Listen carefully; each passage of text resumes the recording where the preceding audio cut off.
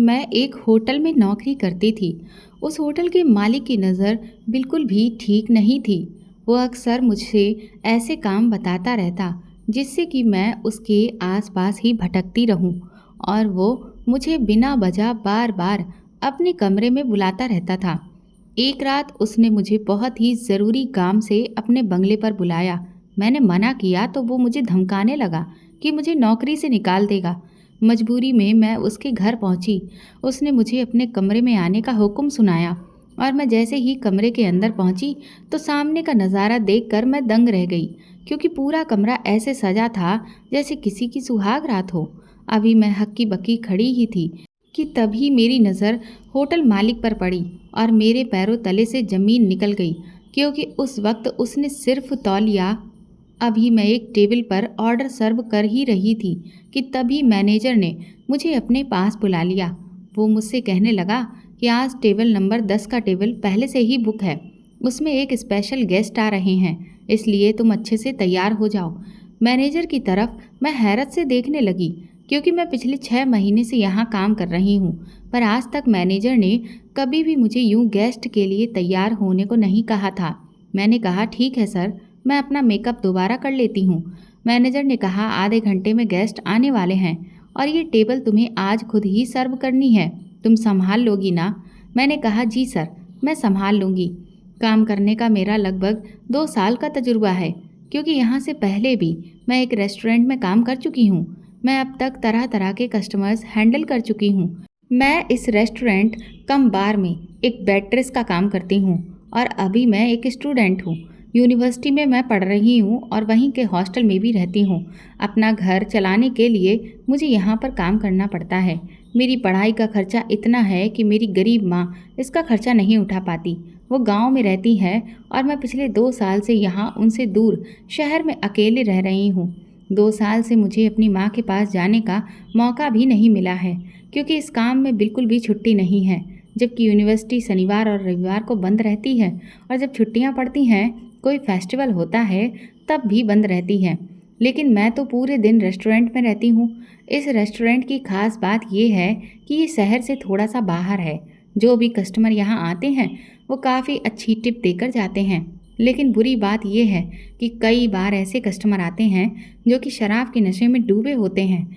वो वेट्रेस को बहुत ही गलत नज़रों से ऊपर से नीचे तक देखते हैं, और कभी कभी तो करीब आने की कोशिश करते हैं, हाथ भी लगा देते हैं। और कस्टमर सर्विस देने के कारण वो सब कुछ हमें मुस्कुराकर बर्दाश्त करना पड़ता है। और तो और, जब यहाँ पर ग्रुप में लड़के आते हैं तब तो ये हाल और भी ज़्यादा बुरा हो जाता है। मैं रेस्टोरेंट के वॉशरूम में गई और वहाँ जाकर मेकअप करने लगी थी, और सोचने लगी कि आखिर ऐसा कौन सा गेस्ट है जिसके लिए मैनेजर ने मुझे तैयार होने को कहा है। फिर 1 घंटे के बाद मैनेजर ने कहा कि वो गेस्ट आ चुके हैं, जल्दी से टेबल नंबर 10 के पास जाओ। मैंने हल्का हल्का सा मेकअप किया था और अपने बाल ठीक कर लिए थे, और होठों पर थोड़ी सी रेड कलर की लिपस्टिक लगाई थी। यहाँ की यूनिफॉर्म शर्ट और स्कर्ट थी, वही मैंने पहनी हुई थी। पैरों में मेरे बूट्स थे। मैं काफ़ी लंबी हूँ, और काफ़ी कॉन्फिडेंस के साथ मैं उनके टेबल के पास चली गई। मैंने बहुत ही नरम लहजे से कस्टमर की तरफ देखते हुए कहा, good evening sir, how can I help you? Table number 10 में 2 गेस्ट आए थे, और दोनों ही लड़के थे। उनमें से एक लड़का सूट बूट में था। यहाँ तो ज़्यादा लड़के कैजुअल ड्रेस में ही आते हैं। लाइव म्यूज़िक चलता रहता है, लोग डांस करते रहते हैं। उस लड़के का चेहरा बहुत ही साफ था। वो काफ़ी हैंडसम लड़का था। उसे देखकर ही लग रहा था कि वो काफ़ी अमीर होगा, पर मैं उन्हें पहचान नहीं पाई। आज पहली बार ही मैंने उन्हें देखा था। उनके साथ जो लड़का था वो जीन्स टी शर्ट में था। उसने कहा, आरव, क्या लेने वाले हो, बताओ। आरव की नज़र तो मुझ पर ही टिक गई थी। वो मुझसे बोला, तुम्हारा नाम क्या है? मैंने कहा, मेरा नाम काजल है। उसने अपने दोस्त की तरफ देखते हुए कहा, विक्रम, तुम मेन्यू डिसाइड कर लो। ये कहकर उसने मेन्यू कार्ड अपने दोस्त की तरफ बढ़ा दिया, और फिर मुझे सर से लेकर पाँव तक एक टक देखे जा रहा था। इस सब से मुझे बहुत अनकंफर्टेबल लगने लगा था। मैं तकरीबन 5 मिनट तक वहीं पर खड़ी रही, पर उन्होंने अब तक कोई भी ऑर्डर नहीं दिया था। मैंने कहा, सर, मेरी हेल्प चाहिए क्या? शायद आपको समझ नहीं आ रहा हो कि आप क्या ऑर्डर करें। मेरी बात सुनकर आरव मेरी तरफ देखने लगा और मन ही मन मुस्कुराने लगा। न जाने वो मुझे देखकर क्या सोच रहा था। उसका दिमाग पढ़ पाना मेरे बस की बात नहीं थी, पर मुझे गुस्सा आने लगा था। इतनी देर से वो लोग मुझे वेट कराए जा रहे थे। मैं वहाँ खड़े खड़े थक चुकी थी। थोड़ी देर बाद आरव ने कहा कि हमें थोड़ा टाइम लगेगा डिसाइड करने में, आप यहाँ बैठ क्यों नहीं जाती। मैंने कहा कोई बात नहीं सर, ये मेरा काम है, मैं कस्टमर के सामने कैसे बैठ सकती हूँ, मैं यहाँ की एक एम्प्लॉय हूँ। उसके चेहरे पर एक अजीब मुस्कुराहट साफ नज़र आ रही थी। मैंने कहा सर, मैं एक काम करती हूँ, आप मेन्यू डिसाइड कर लें, तब तक मैं दूसरे टेबल पर जा रही हूँ। थोड़े वक्त में मैं आपके पास दोबारा लौटती हूँ। मुझे यहाँ खड़े होना बहुत ही ऑड लग रहा था, इसलिए मैंने उससे ऐसा कह दिया था, क्योंकि काफ़ी देर से मैं यहाँ पर खड़ी थी। बाकी वेट्रेस दौड़ दौड़ कर काम कर रही थी और बाकी सारे कस्टमर्स को संभाल रही थी। वहीं काम करने वाली एक लड़की आंचल ने तो एक नज़र मुझे देखा भी था और इशारे से शायद मदद भी मांग रही थी। इतना कहकर मैं वहाँ से जाने ही लगी कि अचानक आरव ने मुझे पीछे से आवाज़ दी। वो बोला, मिस काजल, आप हमें यूँ छोड़कर कैसे जा सकती हैं? हमने तो ये सीट पहले से ही रिजर्व करवाया हुआ है। उसकी बात से मुझे गुस्सा आने लगा था। मैंने ज़बरदस्ती की मीठी आवाज़ बनाते हुए बहुत ही प्यार भरे अंदाज में कहा, सर, आपने टेबल बुक कराया है पर वेटर नहीं। वेटर का काम तो सारे कस्टमर को सर्व करना है और अभी यहाँ काफ़ी ज़्यादा भीड़ भाड़ है। मैं आपके पास काफ़ी देर से वेट कर रही हूँ। शायद मेरे सामने आपको डिसाइड करने में दिक्कत हो रही है। कभी कभी ऐसा होता है, ऐसे कस्टमर्स को हम थोड़ी प्राइवेसी देते हैं। ये कहकर मैं आरव की तरफ देखकर मुस्कुराने लगी थी। सीधी बात मैं उसे समझा दिया था कि मैं उसकी नौकरानी नहीं हूँ, कि जब साहबजादे का मूड हो तब वो ऑर्डर करेंगे, तब तक वेट्रेस को खड़ा करके उसको ऊपर से लेकर नीचे तक निहारेंगे।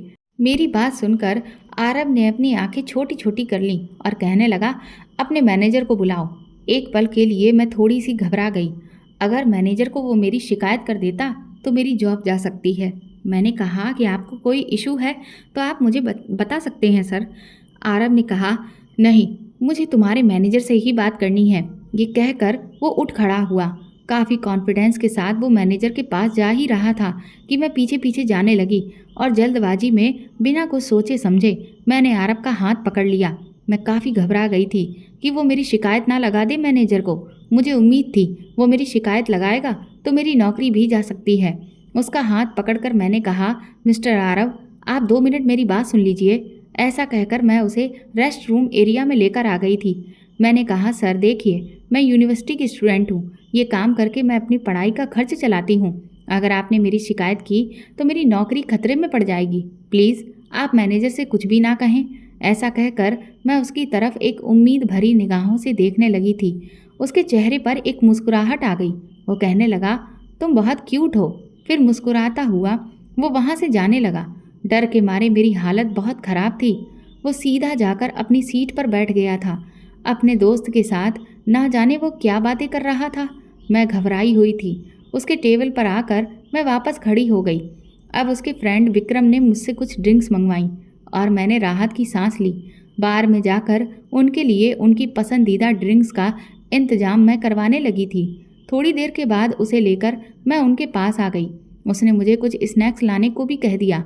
मैं स्नैक्स लाकर जैसे ही उनकी टेबल के सामने खड़ी हुई, उन दोनों की आपसी बातें मेरे कानों में आ गईं। विक्रम आरव से कह रहा था कि आखिर तुम्हें पिया पसंद क्यों नहीं है?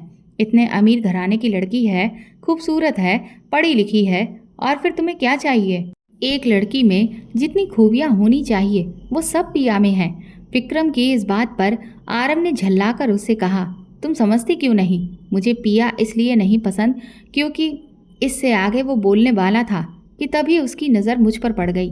मुझे देखते ही वो चुप हो गया और मैं थोड़ा सा सहम गई। मैंने खुद को भी संभालते हुए उनसे कहा, एक्सक्यूज़ मी सर। वो दोनों मेरी ओर देखने लगे थे। मैंने मुस्कुराते हुए उनका स्नैक शेयर किया था। फिर वो लोग अपनी ड्रिंक्स एंजॉय करने लगे थे। तब तक मैं दूसरे टेबल पर काम संभालने लगी थी। तभी आंचल मेरे पास आई और कहने लगी, यार कहाँ थी तुम? आज इतनी ज़्यादा भीड़ भाड़ है, दौड़ते दौड़ते मेरी हालत ख़राब हो गई। मैंने कहा, मैनेजर साहब ने मुझे टेबल नंबर 10 को सर्व करने के लिए लगा रखा है। कोई स्पेशल गेस्ट आए हैं, पर शायद उनकी टेबल पर जाने में टाइम लगेगा। तुम लोगों की मैं मदद कर देती हूँ।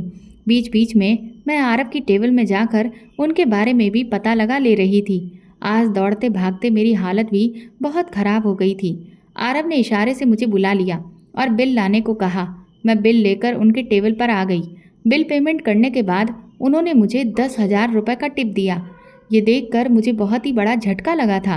100 रुपये 500 रुपये टिप तो हमें हर टेबल पर मिल जाता था, पर आज तक इतना ज़्यादा टिप मुझे कभी नहीं मिला था।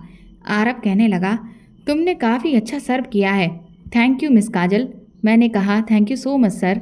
ऐसा कहकर मैं वापस किचन में आ गई थी। बचा हुआ काम मैं अभी ख़त्म कर ही रही थी कि ऐसा करते करते रात के 2 बज चुके थे। शाम 6 बजे से लेकर रात के 2 बजे तक मेरी ड्यूटी रहती थी। कभी कभी काम ख़त्म करते करते 2 से 3 भी बज जाते थे। 2 बजे के बाद मैं बाहर निकल आई। यहाँ से मेरा हॉस्टल करीब 2 किलोमीटर दूरी पर है। इतनी रात को जाने में मुझे दिक्कत होती है, लेकिन कोई व्हीकल ना होने के कारण इतनी रात को मुझे पैदल चलकर जाना होता है। मैं चलने लगी थी। तभी जब मैं सड़क के एक मोड़ पर पहुंची तो वहां मुझे 4 आदमी शराब के नशे में धुत खड़े दिखाई दिए। वो पहले तो आपस में बातें कर रहे थे, लेकिन मुझे देखते ही उनकी नज़रें अजीब सी होने लगी और चेहरे पर बहुत ही गंदी मुस्कान लेते हुए वो मेरी तरफ आगे बढ़ने लगे। ये देखकर मेरी तो जान हलक में ही सूख गई थी। सड़क पर अंधेरा भी था। मुझे डर लगने लगा कि अगर इन चारों ने मुझे पकड़ लिया तो इस खुद को छुड़ा पाना इनसे मेरे बस की बात नहीं है। मैं जैसे ही पीछे की तरफ अपने कदम बढ़ाने लगी, तभी अचानक से एक कार मेरे पास आकर रुक गई। मैं पहले से ही बहुत घबराई हुई थी। डर के मारे मैं जैसे ही पीछे मुड़कर देखने लगी तो मुझे सामने आरव नज़र आया। वो मुझसे कहने लगा, अरे मिस काजल, आप इतनी रात को यहाँ क्या कर रही हैं? इससे पहले कि मैं उससे कुछ कह पाती कि उसकी भी नज़र उन आदमियों पर पड़ गई और वो समझ गया कि इस वक्त मैं किसी मुसीबत में फंसी हूँ। उसने तुरंत ही मुझे गाड़ी में बैठने को कहा और मैं भी उस वक्त कुछ भी नहीं सोच पाई और तुरंत उसकी गाड़ी में बैठ गई। फिर आरव ने मुझसे बात करना शुरू किया। वो पूछने लगा कि आप इतनी रात को अकेले इस तरह से घर क्यों जा रही थीं? तो मैंने कहा, सर, आपको मैं बता चुकी हूँ कि मैं हॉस्टल में रहती हूँ, जो कि यहाँ से 2 किलोमीटर की दूरी पर है। रोज़ इसी टाइम पर मेरी शिफ्ट पूरी होती है। स्टाफ के जाने का कोई खास इंतजाम नहीं है, इसलिए मुझे पैदल ही जाना होता है। ये बात सुनकर वो मेरी तरफ बड़ी हैरत से देखने लगा और बोला कि लेकिन ये तो बहुत ही रिस्की है। मैंने कहा, जी वो तो है, लेकिन ये मेरी मजबूरी है। मैं उसके साथ चुपचाप बैठ गई थी। मुझे उस पर ना जाने क्यों, लेकिन भरोसा था। शायद इसलिए क्योंकि उसने अभी कुछ देर पहले ही मुझे उन बुरे आदमियों से बचाया था। कुछ देर में ही मैं यूनिवर्सिटी के गेट के बाहर थी। मैंने उसे थैंक यू बोला और कार से उतरकर मैं हॉस्टल की तरफ चली गई। जब मैंने एक बार पीछे पलटकर देखा तो वो वहीं खड़ा खड़ा मुझे अंदर जाता हुआ देख रहा था। आज मैं थककर चूर हो गई थी, पर ना जाने क्यों मुझे आरव का ही ख्याल आ रहा था। उसके बारे में सोच सोच कर मैं भी मुस्कुराने लगी थी, लेकिन मैं उलझन में थी क्योंकि मुझे उसकी नीयत का कुछ समझ नहीं आ रहा था। एक तरफ आज वो मुझे रेस्टोरेंट में पहले तो अजीब तरह से देख रहा था, लेकिन दूसरी तरफ आज उसने मुझे बचाया भी था। खैर, जो भी हो, उसके दिए हुए 10,000 रुपये से मेरी काफ़ी मदद हो जाएगी। मैं इंटीरियर डिज़ाइनर का कोर्स लेकर पढ़ रही हूँ और बहुत ही मुश्किल से अपने खर्चे मैं निकाल पाती हूँ। सैलरी भी मेरी काफ़ी नहीं पड़ती। टिप के पैसे से ही मेरा खर्चा चलता है। ये सब सोचते सोचते न जाने कब फिर मुझे नींद आ गई और मैं सुनहरे सपनों में खो गई। सुबह उठकर मैं अपनी क्लास के लिए आ गई थी, पर ना जाने क्यों मन में बार बार रात वाली घटना आ रही थी। कुछ लोग जन्म से ही कितने भाग्यशाली होते हैं, जिनके पास पहले से ही बहुत सारा पैसा होता है, और एक मैं हूँ जो अपनी पढ़ाई ही जैसे तैसे कर पा रही हूँ और एक अच्छा मुकाम अपनी ज़िंदगी में हासिल करना चाहती हूँ। वरना तो मैं सिर्फ एक किसान की बेटी हूँ। गांव में मेरी माँ ही अकेली रहती है जो खेती बाड़ी करती है। माँ की याद आती ही मेरा मन खट्टा होने लगा था। अपनी क्लास लेने के बाद मैं तुरंत ही भागती हुई रेस्टोरेंट में काम करने आ गई। आज मुझे रेस्टोरेंट पहुंचने में 5 मिनट की देरी हो गई और तुरंत ही मैनेजर ने मुझे अपने पास बुला लिया और चिल्लाकर कहने लगा, काजल, तुम आज भी लेट हो गई हो। तुमसे मैं पहले भी ना जाने कितनी बार कह चुका हूँ कि टाइम से आया करो, ताकि कस्टमर के आने से पहले सारी तैयारी हो सके। मैंने तुरंत ही मैनेजर को सॉरी बोला और कहा कि सर, कॉलेज ख़त्म होते ही मैं भागती हुई यहाँ आती हूँ। आपको तो पता है कि मैं एक स्टूडेंट हूँ। मेरी इस बात पर वो कहने लगा कि देखो, ये प्रोफेशनल जगह है, इसलिए तुम्हारा यहाँ पर ये रोज़ रोज़ का बहाना नहीं चलेगा। मैं ऐसी लड़कियों को काम पर नहीं रख सकता हूँ जो सही समय पर आकर अपना काम ना संभालें। इसलिए बेहतर यही होगा कि अब तुम कहीं और जाकर काम ढूंढ लो। मैनेजर की ये बात सुनकर मुझे बहुत बड़ा झटका लगा था। पिछले 6 महीने से मैं यहाँ काम कर रही हूँ और पूरी मेहनत और लगन से मैं दिन रात एक कर रही थी, लेकिन मैनेजर को मुझे मेरी मेहनत ही दिखाई नहीं दी, सिर्फ मेरा लेट होना दिखाई दिया और मुझे एक झटके में उन्होंने काम से निकाल दिया। मैंने तुरंत ही कहा कि सर, मैं मानती हूँ कि मैं आने में 5 मिनट की देरी अक्सर कर देती हूँ, लेकिन रोज़ छुट्टी के टाइम पर 2 बजे के बाद तक रुकती हूँ। आप ये बात बहुत अच्छे से जानते हैं कि यहाँ से निकलते निकलते हर रोज़ 2 से 3 बज जाते हैं। मैं एक्स्ट्रा घंटे काम करके भी तो देती हूँ, तो फिर आप मुझे काम से क्यों निकाल रहे हैं? ये काम ही मेरा बहुत बड़ा सहारा है। अगर ये काम ही चला जाएगा तो मैं अपनी पढ़ाई का खर्च कैसे पूरा करूँगी? मैनेजर बोला, तुम्हारा ये जो एटीट्यूड है उससे तुम्हें कहीं भी काम नहीं मिलने वाला। ये सुनकर मेरी आंखों में आंसू आ गए थे। मैं इस काम को अपने एक्सपीरियंस में जोड़ सकती थी। अभी मेरी बस 1 साल की पढ़ाई ही रह गई थी।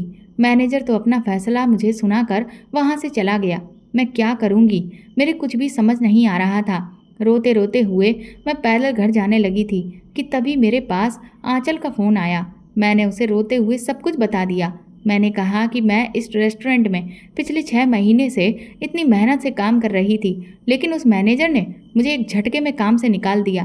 वो कहने लगी कि वो मैनेजर बहुत ही ज़्यादा खड़ूस है, उसे ज़रूर कोई दूसरी लड़की मिल गई होगी जो और भी ज़्यादा कम सैलरी पर मान गई होगी। मैंने फ़ोन रख दिया। यही सब सोचते हुए मैं वापस अपने हॉस्टल आ गई, लेकिन उस रात मुझे टेंशन के मारे नींद ही नहीं आई। मुझे समझ नहीं आ रहा था कि अब मैं कहाँ जाऊँगी और क्या करूँगी, लेकिन फिर भी सुबह तक मैंने जैसे तैसे खुद को समझा लिया और सोचा कि अब जो है सो है, मुझे एक बार फिर से कोई अच्छा काम ढूंढना होगा। यही सोचते हुए मैं सुबह सुबह तैयार हुई और काम की तलाश में बाहर निकल आई। उस दिन मैं कॉलेज से छुट्टी ले ली थी।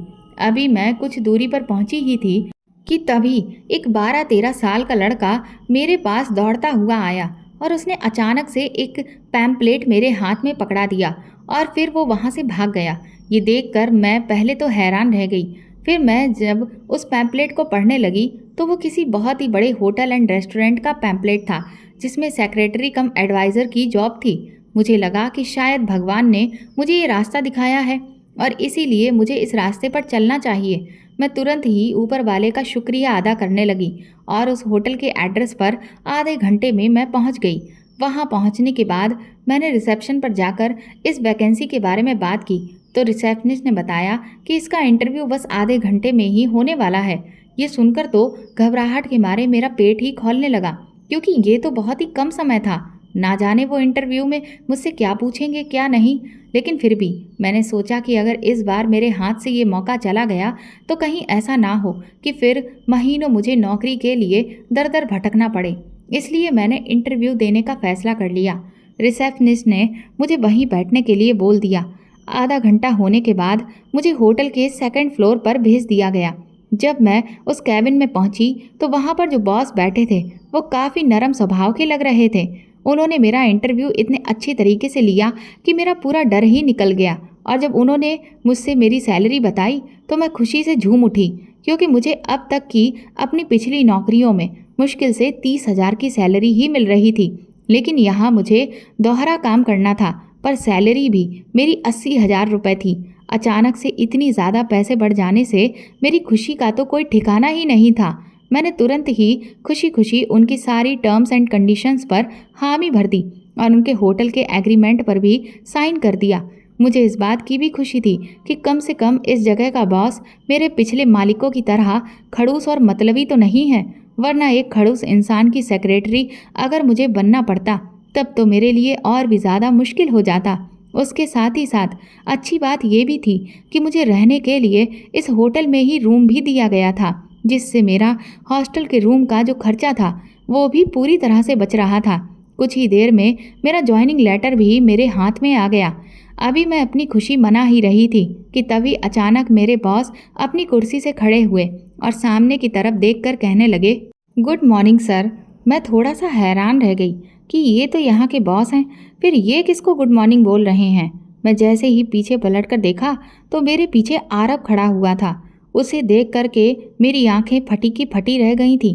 तब उस आदमी जिसको मैं अब तक इस कंपनी का मालिक समझ रही थी, उसने मुझे बताया कि आप इनकी सेक्रेटरी और एडवाइजरी के तौर पर यहाँ पर काम करेंगी, क्योंकि ये ही इस होटल के असली मालिक हैं, मिस्टर आरव सिंघानिया। आरव मुझे देखकर अजीब तरह से मुस्कुराते जा रहा था और जैसे उस दिन रेस्टोरेंट में ऊपर से लेकर नीचे तक वो मुझे देख रहा था, ठीक उसी तरह से आज फिर से देखने लगा, जिसे देखकर मुझे घबराहट होने लगी। मुझे ना जाने क्यों, लेकिन इस सब में कोई बड़ी साजिश नजर आ रही थी।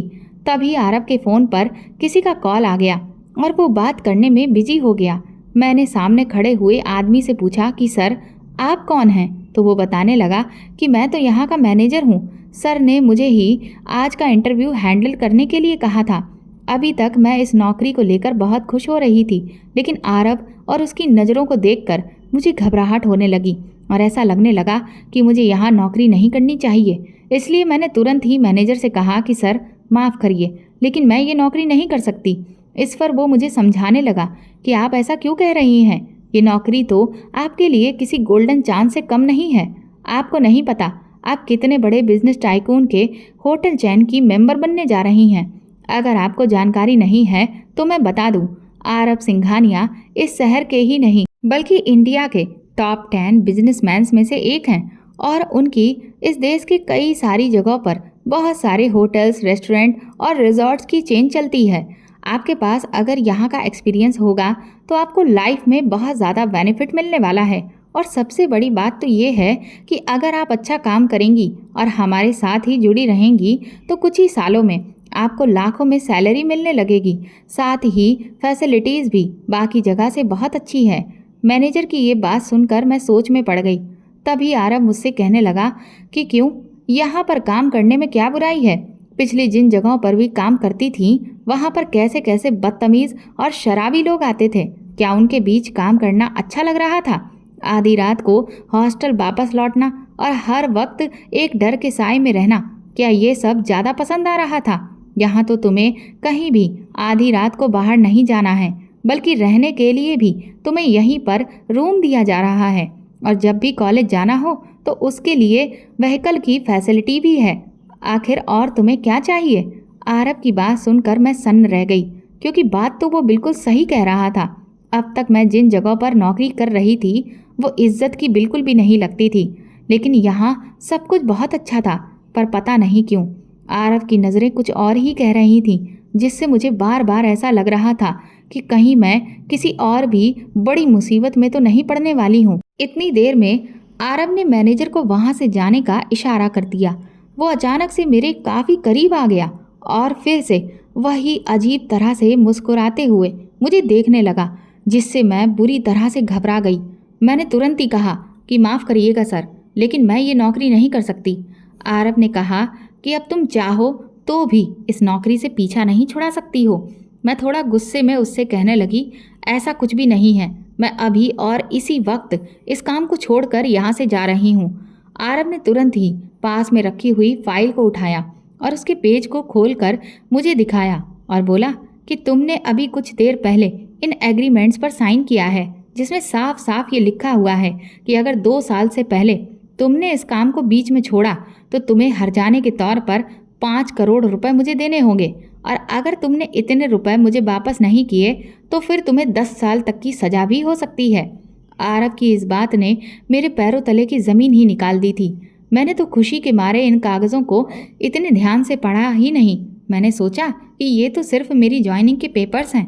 मुझे नहीं पता था कि इसमें ऐसा कोई बॉन्ड भी है। अब मैं मजबूर थी, क्योंकि 5 करोड़ रुपए तो क्या, मेरे पास तो आरव को देने के लिए 50,000 रुपये भी नहीं थे। इसलिए मैंने चुपचाप इस नौकरी को ज्वाइन कर लिया। ये देखकर आरव के चेहरे पर एक बड़ी ही लंबी मुस्कान आ गई। मैं अपना सारा सामान हॉस्टल से होटल के रूम में ले आई थी। हालांकि मैं इस वक्त बहुत परेशान थी, पर मैंने खुद को समझा लिया कि मुझे जैसे तैसे सिर्फ 2 साल ही तो यहाँ काटने हैं। और फिर मैनेजर की ये बात बिल्कुल सही थी कि यहाँ का एक्सपीरियंस मिलने के बाद मुझे किसी भी बड़े से बड़े होटल में आराम से नौकरी मिल जाती। इसलिए अपने करियर को ब्राइट करने के लिए अब इतना सब तो मैं कर ही सकती थी। मैंने खुद को शांत किया और गहरी सांस ली। जितनी सैलरी मुझे यहाँ से मिल रही थी उससे मैं अपनी पढ़ाई का खर्चा अच्छे से उठा सकती थी और गांव में जो भी ज़मीन मेरी गिरवी पड़ी थी उसके लिए भी मैं धीरे धीरे पैसा जोड़ के उस ज़मीन को छुड़ा सकती थी। ये सोचकर मैं अपने आप को खुश किया और पॉजिटिव करने की कोशिश करने लगी। अब हर रोज़ सुबह मैं होटल के व्हीकल से अपनी क्लास लेने जाने लगी थी।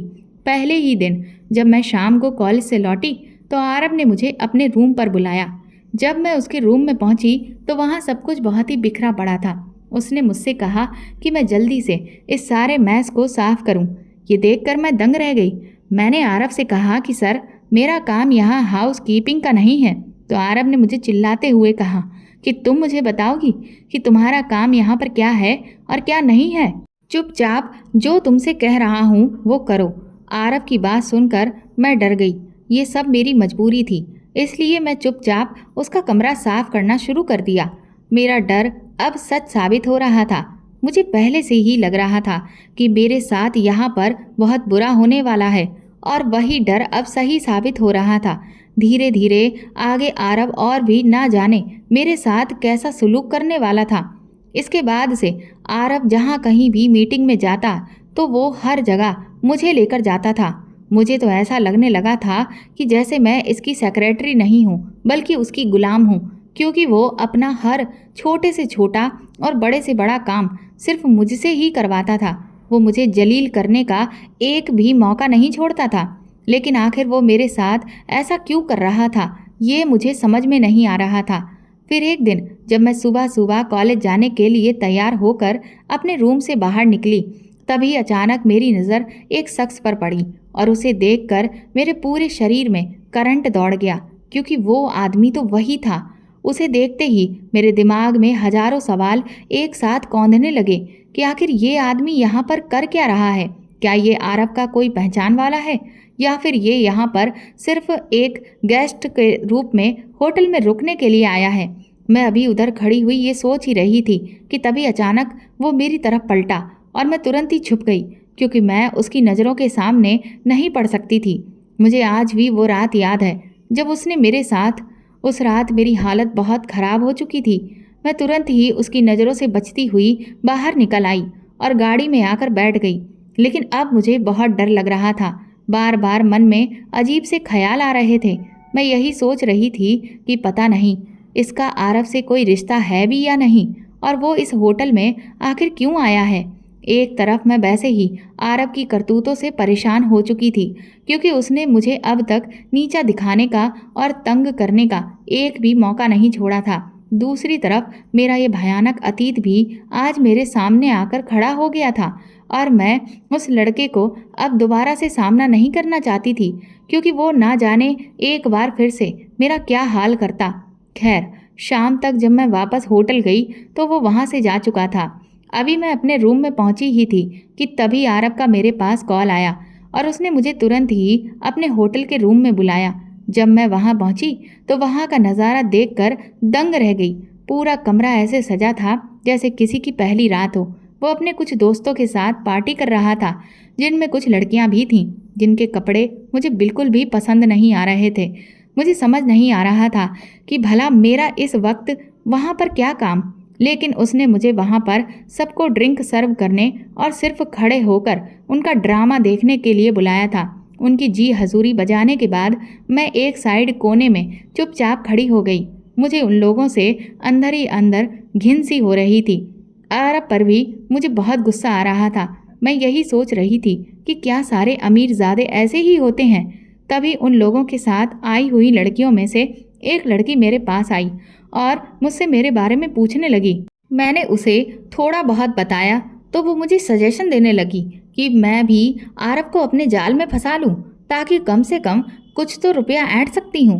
वो मुझे ये राय इसलिए दे रही थी क्योंकि वो खुद भी अपने मालिक के साथ यही काम कर रही थी। मैंने उससे कहा कि मुझे माफ़ करना, लेकिन मैं ऐसी वैसी लड़की नहीं हूँ। तो वो कहने लगी कि आज के ज़माने में कोई तुम्हारा चरित्र नहीं देखेगा, सिर्फ पैसा देखेगा, और इस वक्त तुम आरव सिंघानिया के यहाँ काम कर रही हो। ये बहुत बड़ी किस्मत की बात है, तो फिर इसका भरपूर फ़ायदा उठाओ और जितना पैसा हो सके ऐंठ लो।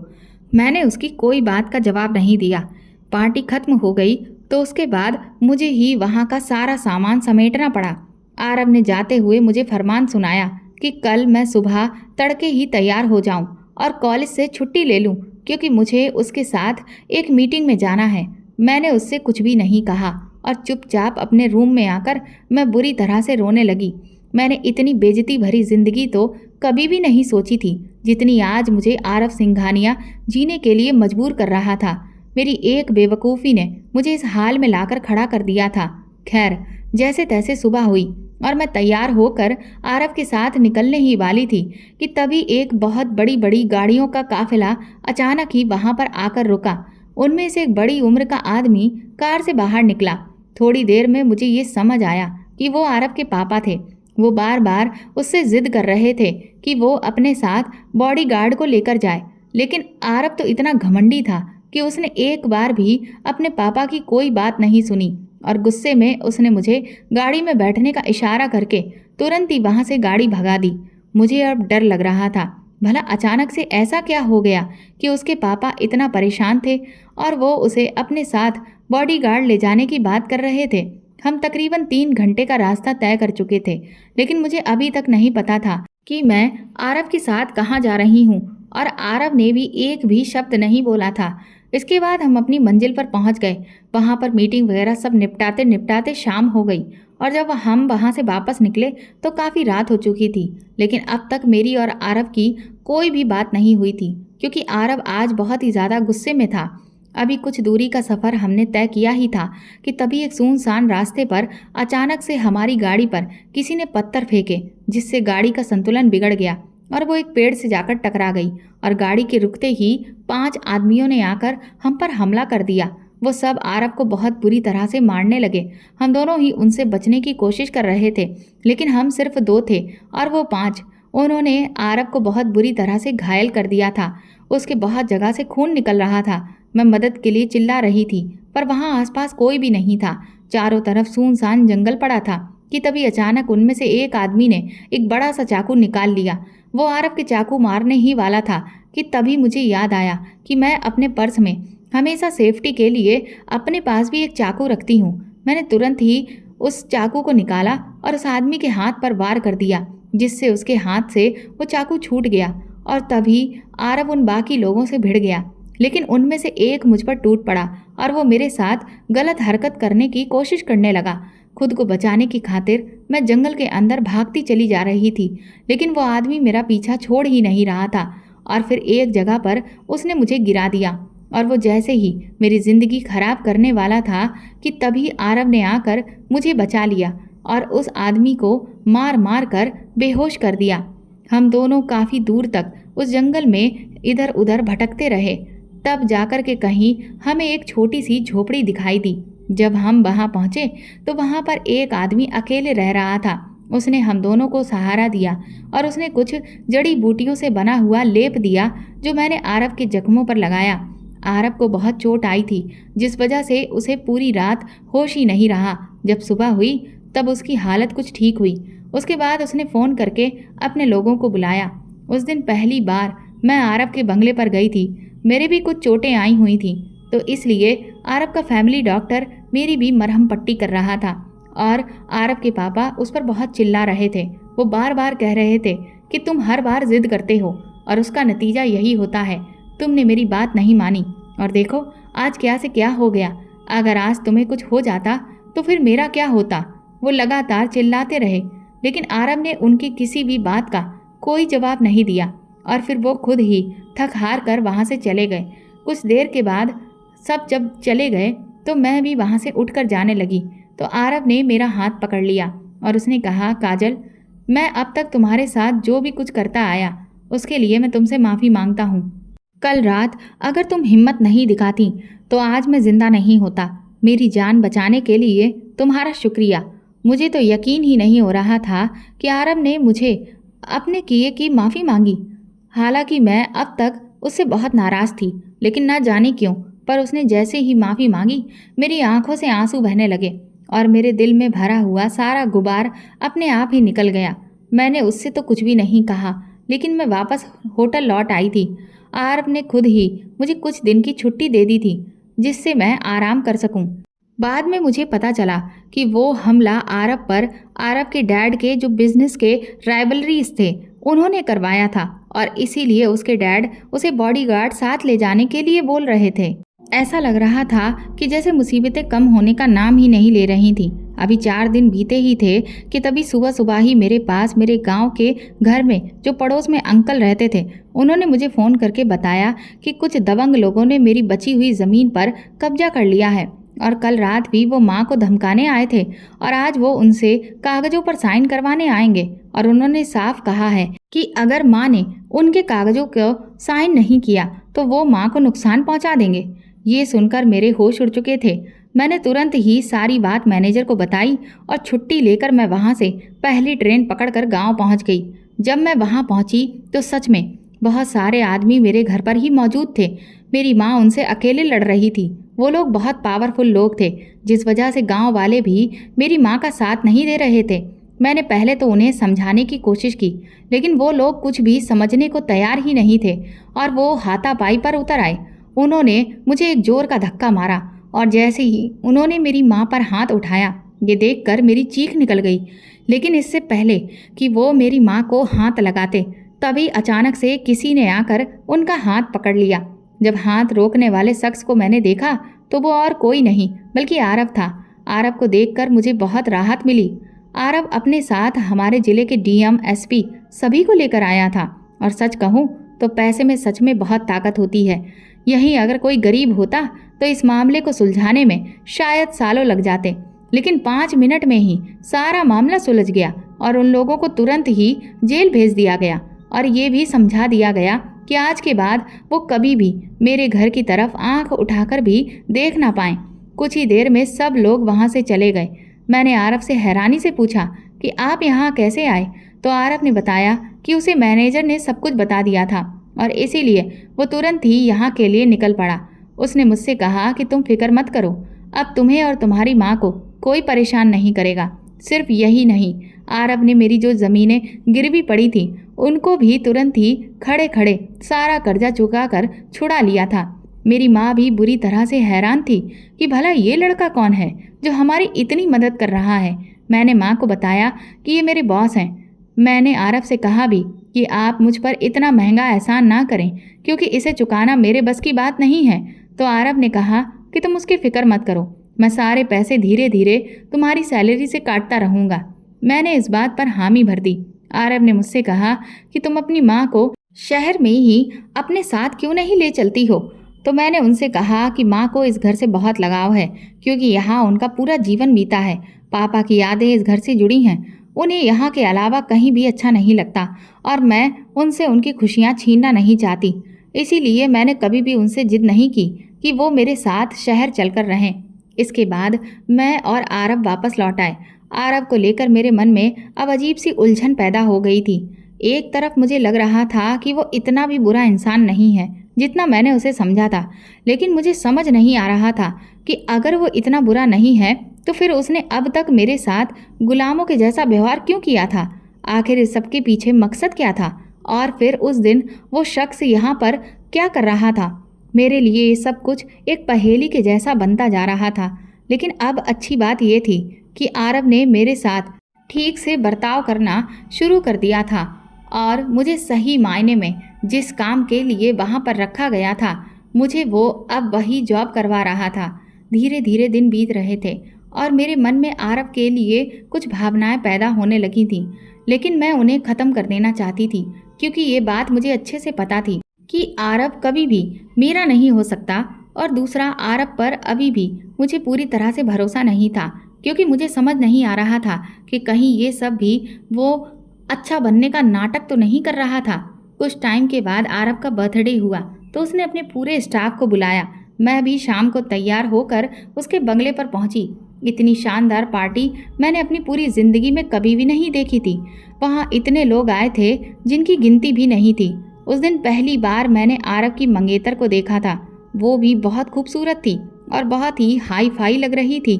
ना जाने क्यों, लेकिन उसे देखकर मुझे बहुत ही निराशा सी फील हो रही थी।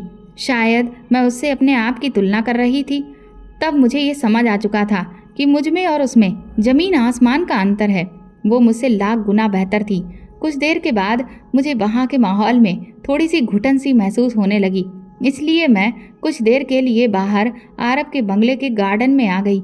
लेकिन वहाँ पहुँचकर मैं हैरान रह गई, क्योंकि वहाँ आरव बैठा हुआ था। मैंने उससे कहा कि सर, आपका तो बर्थडे है, लेकिन आप यहाँ बाहर क्या कर रहे हैं? तो आरव कहने लगा कि मुझे वहाँ घुटन महसूस हो रही है। उसकी ये बात सुनकर मैं दंग रह गई। मैंने हैरानी से उसकी तरफ देखा और पूछा कि लेकिन सर, वो सारे मेहमान तो सिर्फ आपके लिए आए हैं। तो आरव ने बड़ी अजीब मुस्कुराहट के साथ मुझे देखते हुए कहा कि वो मेरे लिए नहीं, वो मेरे डैड के लिए आए हैं और यहाँ मेरे बर्थडे का सेलिब्रेशन नहीं हो रहा है, बल्कि अपने बिजनेस से रिलेटेड रिलेशंस को और ऊंचे मकाम पर पहुंचाया जा रहा है। ना जाने क्यों, लेकिन मैंने आरव से पूछ लिया कि आप खुश नहीं हैं क्या? आज तो आपका जन्मदिन है।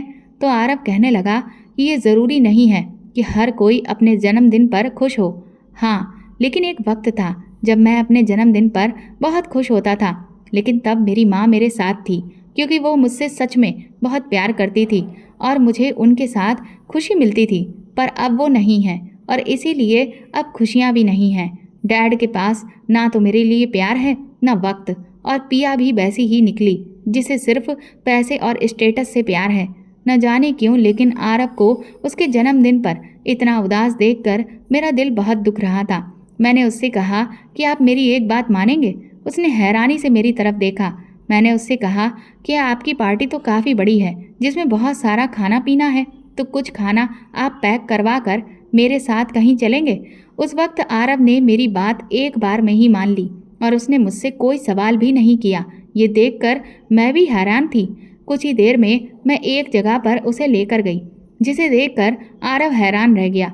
दरअसल वो एक अनाथालय था, जहाँ पर मैं समय मिलने पर कभी कभी चली जाया करती थी। वहाँ के बच्चे बहुत ही प्यारे थे। मैंने आरव से कहा कि सर, इन बच्चों का भी कोई अपना नहीं है, लेकिन फिर भी ये बहुत खुश हैं, क्योंकि ये एक दूसरे से प्यार करते हैं और एक दूसरे में ही इन्होंने खुशियाँ ढूंढ ली हैं। उस दिन मैंने पहली बार आरव के न सिर्फ चेहरे पर बल्कि आंखों में भी खुशी देखी थी।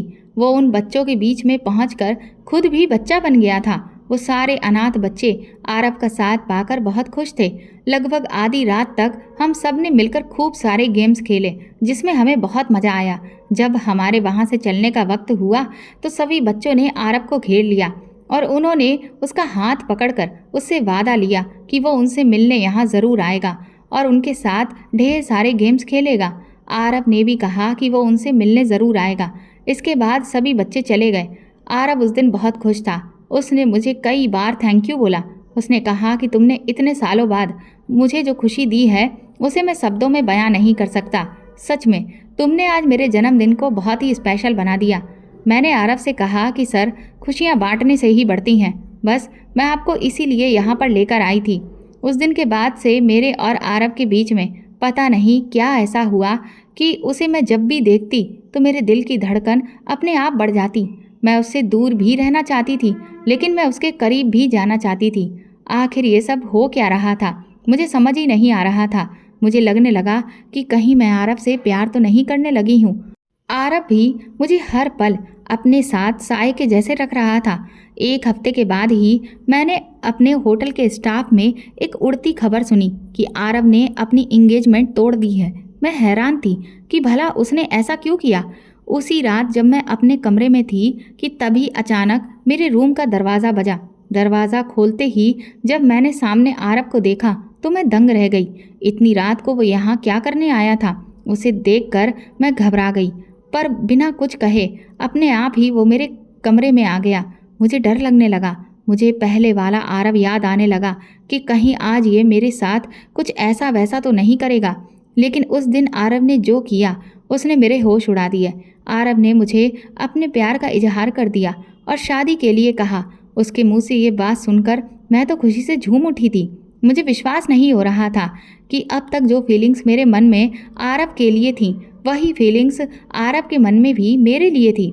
आरव ने मेरी हामी मिलने के बाद मुझसे कहा कि वो अगले हफ्ते ही अपने डैड से हमारी शादी के बारे में बात करेगा, क्योंकि अगले हफ्ते उसके डैड लंदन से वापस आ रहे थे। वो रात मुझे खुशी के मारे नींद ही नहीं आई। मुझे तो ऐसा लग रहा था कि जैसे मैं कोई आम लड़की नहीं बल्कि सिंड्रेला हूँ, जिसकी किस्मत में एक राजकुमार लिखा है। लेकिन मुझे नहीं पता था कि मेरी ये खुशी बस चंद घंटे की ही है। सुबह होते ही मैं अच्छे से तैयार होकर एक लाल गुलाब लेकर आरव के रूम के बाहर जैसे ही पहुंची तो मेरे पैरों तले से जमीन निकल गई थी, क्योंकि मैंने आरव के रूम में उस शख्स को खड़े हुए देखा। दरअसल ये शख्स आज से तकरीबन 2 साल पहले मुझे उस रेस्टोरेंट में मिला था जहां मैं काम करती थी। एक एक करके वो पूरा वाकया मेरी आंखों के सामने तैरने लगा। मुझे अच्छे से याद है, उस दिन मैं अपने काम पर जैसे ही पहुंची तो मुझे सबसे पहले इसी आदमी, जिसका नाम राघव था, उसे सर्व करने के लिए बोला गया।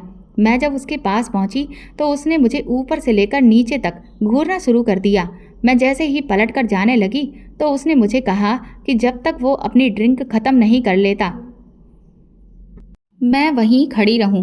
मैंने उससे कहा कि सर, मेरा काम यहाँ पर सभी कस्टमर को सर्व करना है, ना कि कस्टमर्स के पास खड़े रहना।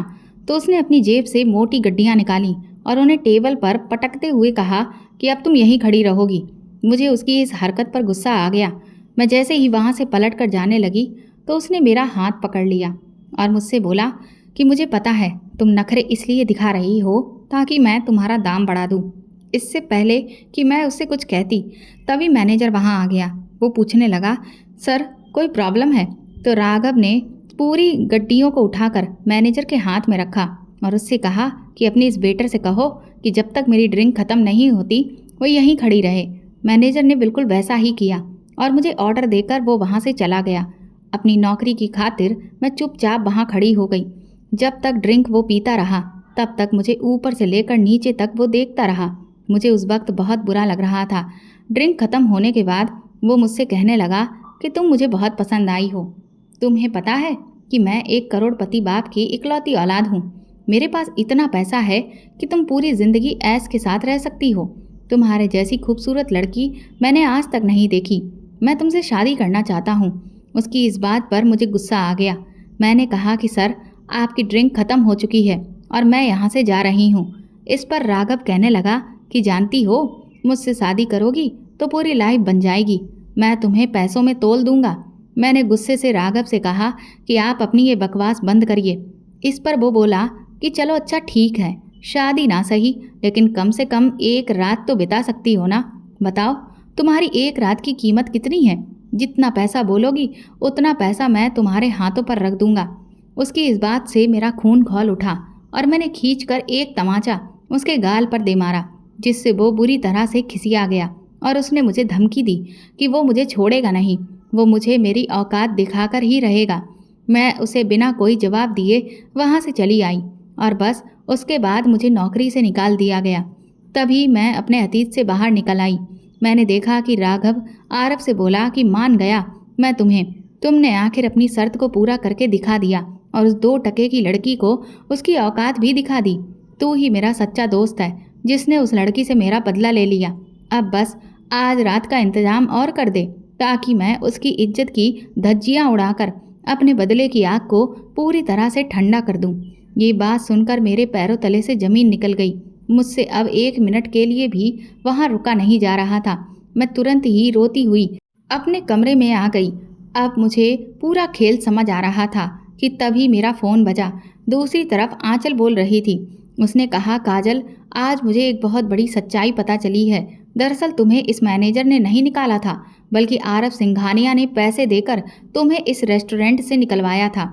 इतना सुनने के बाद अब मुझे पूरा खेल समझ आ गया था। ये सब कुछ उस राघव और आरव ने मिलकर किया था ताकि वो मुझसे बदला ले सके और मुझे नीचा दिखा सके, क्योंकि उस रात मैंने उसके नीच दोस्त को उसकी असलियत दिखा दी थी और उसके पैसों को ठुकरा दिया था। मैं कभी सपने में भी नहीं सोच सकती थी कि कोई इतना भी नीचे गिर सकता है कि बदला लेने के लिए इस हद तक गिर जाए। मैंने तुरंत ही अपना सामान समेटकर बैग में पैक करना शुरू कर दिया। भाड़ में जाए बॉन्ड, अब चाहे जो कुछ भी हो। लेकिन मैं यहाँ 1 मिनट भी रुकने वाली नहीं थी, क्योंकि रात तक तो पता नहीं मेरा क्या हाल हो। मैं जैसे ही अपने रूम से बाहर निकली, तभी मैंने हॉल में राघव को आरव के ऊपर चिल्लाते हुए देखा। राघव का गाल बुरी तरह से लाल हुआ पड़ा था। साफ समझ आ रहा था कि उस पर किसी ने थप्पड़ बरसाए हैं। वो गुस्से में तमतमाता हुआ आरव को धमका रहा था कि आरव ने उसके साथ बिल्कुल भी ठीक नहीं किया। आरव ने भी राघव से कहा कि अगर उसने कोई भी ऐसी वैसी हरकत की तो वो उसे जिंदा नहीं छोड़ेगा। इसके बाद राघव वहाँ से गुस्से में चला गया। तभी आरव की नज़र मुझ पर पड़ी। मुझे देखकर आरव थोड़ा सहम गया, लेकिन तुरंत ही दौड़ता हुआ मेरे पास आया। पर मैं उस वक्त बहुत खिसियाई हुई थी, इसलिए मैंने आरव को जोर से धक्का दे दिया। आरव ने मेरे हाथ में बैग देखा तो वो मुझसे बैग छुड़ाने लगा और बोला कि तुम पहले मेरी पूरी बात तो सुनो। मैंने उससे कहा कि मुझे अब तुम्हारे बारे में कुछ भी नहीं सुनना, क्योंकि तुम्हारी घटिया असलियत मेरी आंखों के सामने खुद ब खुद आ चुकी है। अगर आज मुझे सब कुछ पता नहीं चलता तो तुम तो मेरी इज्जत ही नीलाम कर देते। कहाँ तो मैं ये सोच रही थी कि तुम एक अच्छे इंसान हो और मुझसे सच्चा प्यार करते हो, लेकिन तुम्हारी नज़र में तो मेरी इज्जत की कोई वैल्यू ही नहीं है। मेरा इतना कहना था कि आरव भी गुस्से में आ गया और उसने तुरंत ही मेरा हाथ पकड़ा और मुझे अपने कमरे में ले गया। मैंने उससे कहा कि तुम्हें क्या लगता है मुझे कुछ पता नहीं? मैंने खुद अपने कानों से सब कुछ सुन लिया है और अपनी आंखों से सब कुछ देख भी लिया है।